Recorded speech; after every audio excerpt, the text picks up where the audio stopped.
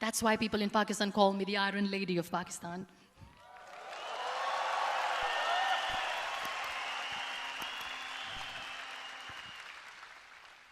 Sometimes I wonder how easy it is for me to describe all this all over again. And somebody has rightly said that when you share your story and it doesn't make you cry, that means you have healed.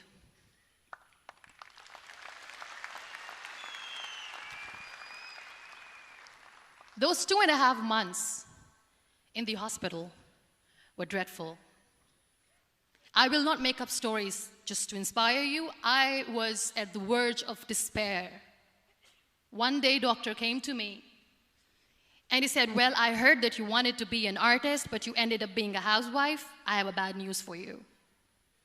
You won't be able to paint again because your wrist and your arm are so deformed, you won't be able to hold a pen again. And I stayed quiet. Next day, doctor came to me and said, your spine injury is so bad, you won't be able to walk again. I took a deep breath and I said, it's all right. The very next day, doctor came to me and said, because of your spine injury and the fixation that you have in your back, you won't be able to give birth to a child again.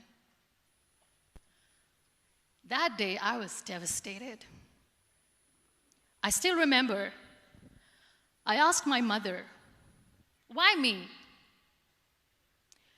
And that is where I started to question my existence. Why am I even alive? What's the point of living? I cannot walk, I cannot paint, fine, I cannot be a mother. And we have this thing in our heads, being women, that we are incomplete without having children. I am going to be an incomplete woman for the rest of my life. What's the point? People are scared. They think I will get divorced. What is going to happen to me? Why me? Why am I alive?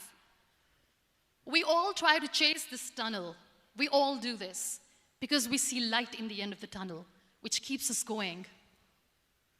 My dear friends, in my situation, there was a tunnel that I had to roll on, but there was no light.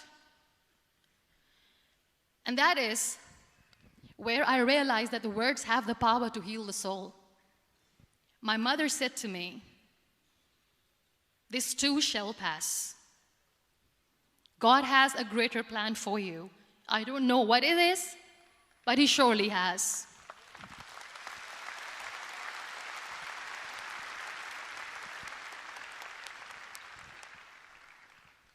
And in all that distress and grief, somehow or the other, those words were so magical that they kept me going. I was trying to put that smile on my face all the time, was hiding. It was so hard to hide the pain, which was there. But all I knew was that if I will give up, my mother and my brothers will give up too. I cannot see them crying with me. So what kept me going was, one day I asked my brothers, I know I have a deformed hand, but I'm tired of looking at these white walls in the hospital and wearing these white scrubs. I'm getting tired of this. I want to add more colors to my life. I want to do something. Bring me some colors. Bring me some small canvas. I want to paint. So the very first painting I made was on my deathbed, where I painted for the very first time. It was not just an art piece or just my passion. It was my therapy.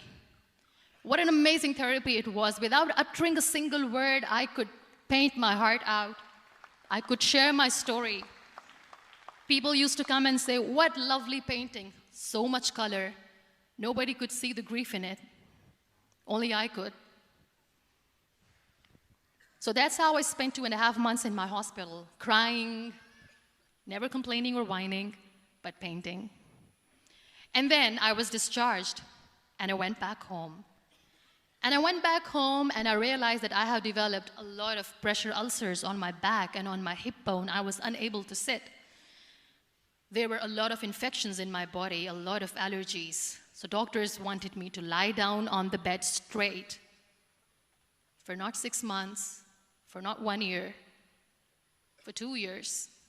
I was bedridden, confined in that one room, looking outside the window, listening to the birds chirping, and thinking maybe there will be a time when we'll be going out with the family and enjoying the nature. That was the time where I realized how lucky people are, but they don't realize.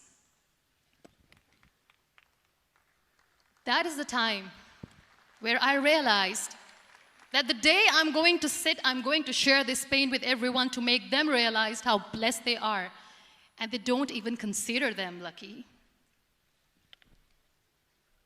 There are always turning points in your life. There was a rebirth day that I celebrated.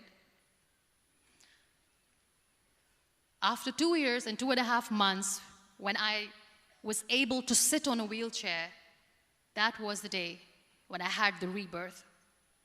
I was a completely different person. I still remember the day I sat on the wheelchair for the first time, knowing that I'm never going to leave this, knowing that I won't be able to walk for the rest of my life. I saw myself in the mirror and I talked to myself. And I still remember what I said. I cannot wait for a miracle to come and make me walk. I cannot sit in the corner of the room crying, cribbing, and begging for mercy because nobody has time. So I have to accept myself the way I am. The sooner, the better. So I applied the lip color for the first time.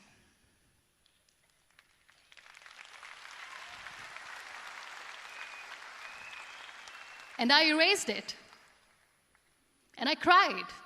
And I said, what am I doing? A person on a wheelchair should not do this. What will people say? Clean it up. Put it again. This time I put it for myself. Because I wanted to feel perfect from within.